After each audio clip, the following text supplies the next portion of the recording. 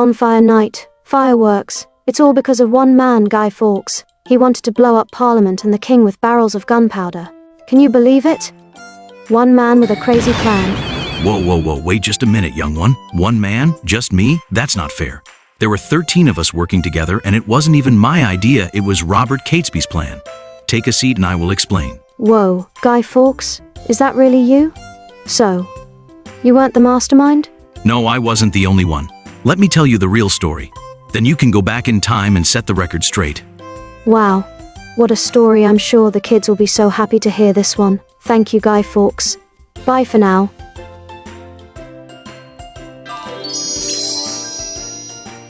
Hi everyone. Do you like the costume? Tonight, I'm going to tell you the real story of Bonfire Night. It all began over 400 years ago in London, at a little pub called the Duck and Drake. Inside that pub, a group of men were whispering about a dangerous plan, a plan so big it could change England forever. The leader of the group was a man named Robert Catesby. With him were Guy Fawkes, Thomas Percy, John and Christopher Wright, Thomas and Robert Winter, and a few more, 13 in total. These men were all Catholics and they were angry. But why? Let me explain. Back then, England was ruled by King James I.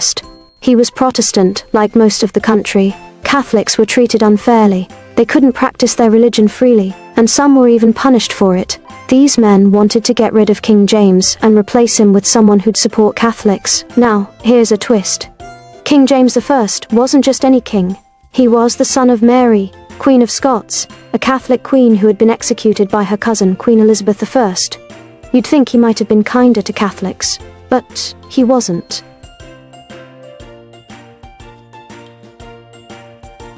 Robert Catesby and his group decided they'd had enough. They came up with a plan: blow up the Houses of Parliament, where the king and his government met. They thought this would end Protestant rule and give Catholics a chance to take over. It was called the Gunpowder Plot. The plot wasn't easy. First, they rented a cellar right underneath Parliament, pretending it was for storing firewood. Then, they brought in 36 barrels of gunpowder, enough to destroy the entire building. But they couldn't just roll the barrels down the street. They used boats to carry them quietly along the River Thames, late at night, when no one would notice. Imagine them sneaking through the fog, rowing carefully, hoping no guards would catch them. Guy Fawkes, who had fought in wars and knew about explosives, was put in charge of lighting the fuse. The date was set, November 5th, 1605, when the king and all the important leaders would be in Parliament. Everything was ready, or so they thought, but someone in the group got nervous. They didn't want innocent people to get hurt, so they sent a secret letter warning a Catholic Lord Baron Monteagle to stay away from Parliament that day. He received the letter at his house in Hoxton, North London, on October 26, 1605, and immediately passed it to Robert Cecil, Earl of Salisbury, the king's most important minister. It is not known who wrote the letter, but the most likely candidate is Francis Tresham, Monteagle's brother-in-law. It was the night of November 4th, 1605. Everything was ready. 36 barrels of gunpowder sat in the cellar beneath the Houses of Parliament, hidden beneath firewood.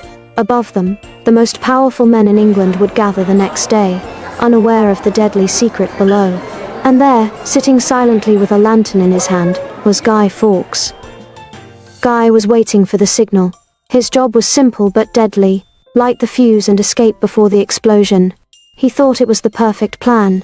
But what Guy didn't know was that the plot had been betrayed. Someone had sent an anonymous letter warning the king, and the guards were already on their way. The king's soldiers stormed into Parliament, searching room by room. They finally reached the cellar.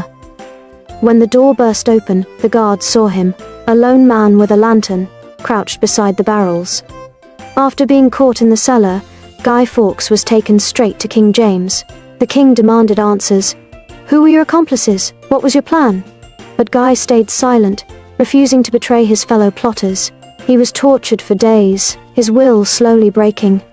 Finally, he gave in, signing a confession with a shaky hand. His signature, barely legible, showed the pain he endured. With Guy's confession, the king's men hunted down the rest of the conspirators. Some were captured and put on trial. Others, like Robert Catesby, died fighting in a last stand at Holbesh House.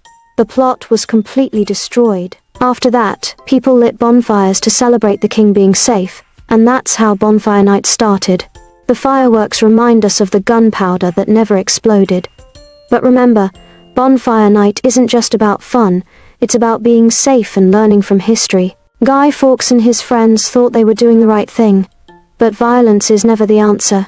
So, enjoy the fireworks, and remember to keep your pets inside as they don't like the noise, but always stay safe. Let adults light the fireworks and you will always have a happy bonfire night. Bye for now, and I will see you in the next adventure.